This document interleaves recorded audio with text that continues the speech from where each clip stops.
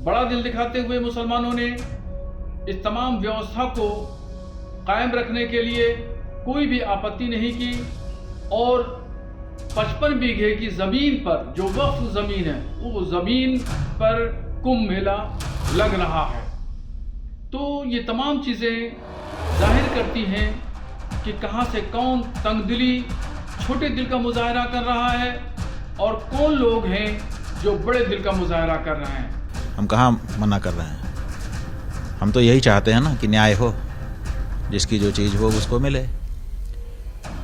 अब बात यह है कि कुंभ एक बार तो लग नहीं रहा है, सतयुग से, त्रेता से, द्वापर से, जाने कब से लगता चला आ रहा है और हमारे ऊपर अत्याचार करके इनको बनाया गया है। प्रमाण भी दिए हैं, खुदाई करने पर साक्षात प्रमाण भी मिल जा रहे हैं। कई जगह तो बिना खुदाई के भी साक्षात दिख ही रहा है, जैसे हमारे काशी में विश्वेश्वर का मंदिर आधा साफ दिखाई दे रहा है।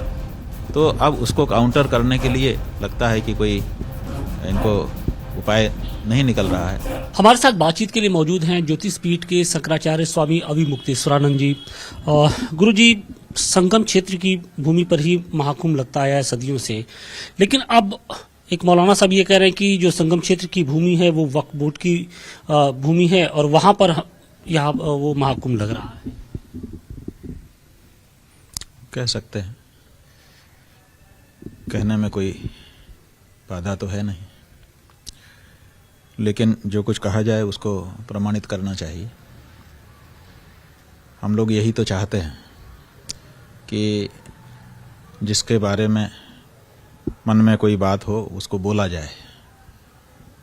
मस्जिदों के नीचे मंदिर हैं, हम बोल रहे हैं, उसके प्रमाण भी हम दे रहे हैं। अयोध्या में हमने न्यायालय में जा कर के सिद्ध भी कर दिया है। ऐसे ही अगर उनके पास कोई दावा है तो उसको सब प्रमाण रखें, क्या दिक्कत है, सब उस पर भी विचार किया जाएगा। हम कहाँ मना कर रहे हैं, हम तो यही चाहते हैं ना कि न्याय हो, जिसकी जो चीज़ हो उसको मिले। अब बात यह है कि कुंभ एक बार तो लग नहीं रहा है, सतयुग से, त्रेता से, द्वापर से, जाने कब से लगता चला आ रहा है। यही नहीं, प्रतिवर्ष वहाँ माघ मेला कुंभ जैसा ही होता है और वहाँ पर सब लोग जाते हैं, तपस्या करते हैं।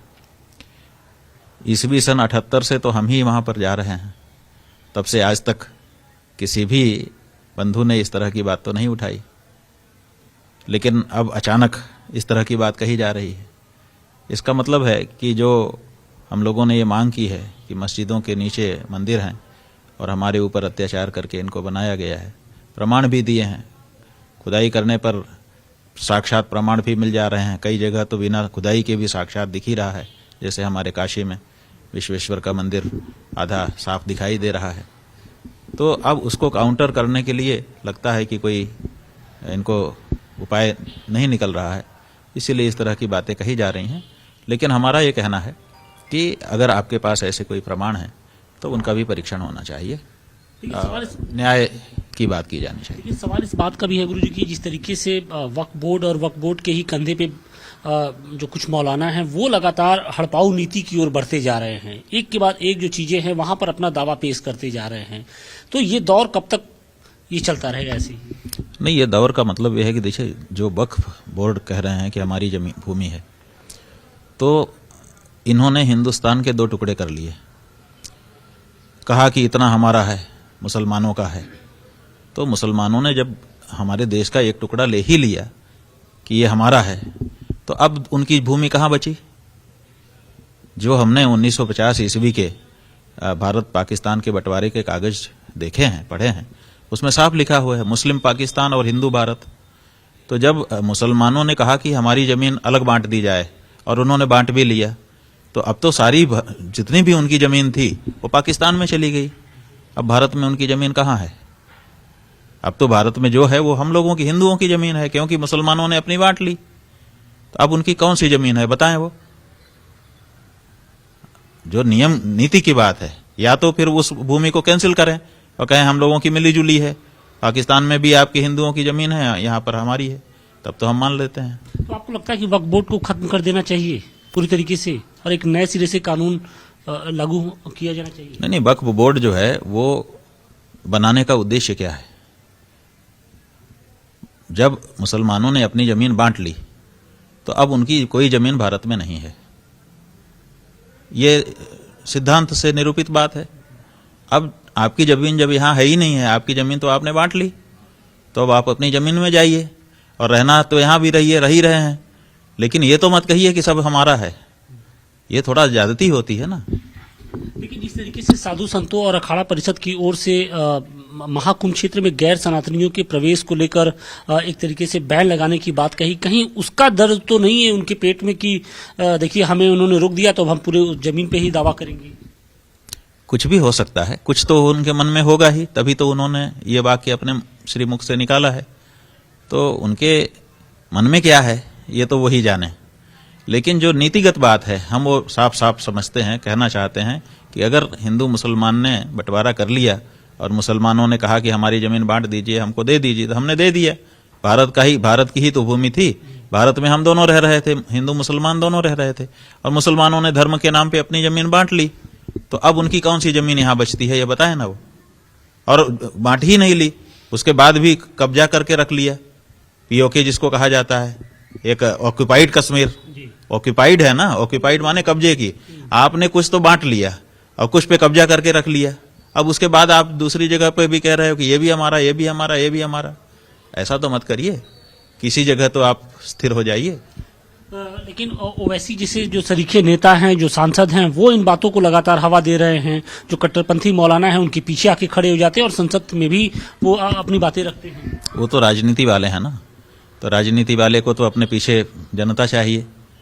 तो जनता कहाँ से आएगी जब इस तरह की कोई बात कहेगा? तभी तो वो राजनीति के अनुसार कर रहा है, अपनी राजनीति चमका रहा है, राजनीति की दृष्टि से वो अपना काम कर रहा है।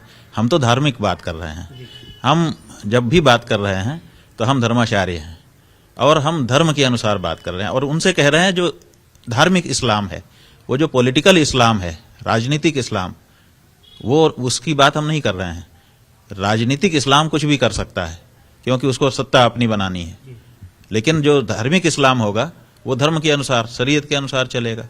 तो आपने अपनी जमीन बांट ली है, आपने इस्लाम के नाम पे बांट ली है। या तो उसको कैंसिल करिए कि हम इस्लाम के नाम पे नहीं बांट रहे हैं, अभी तक कैंसिलेशन हुआ नहीं है। आपने इस्लाम के नाम पे जमीन बांट ली, तो जब इस्लाम की जमीन भारत से बट गई, निकल गई, तो फिर बचे हुए भारत में इस्लाम की जमीन कहां से आ जाएगी ये बताइए। क्या लगता है कि अब वो वक्त आ गया कि जब सनातन बोर्ड की जो मांग आप लोग कर रहे हैं उसको मुकाम तक पहुंचाया जाए, आगे तक ले जाया जाए?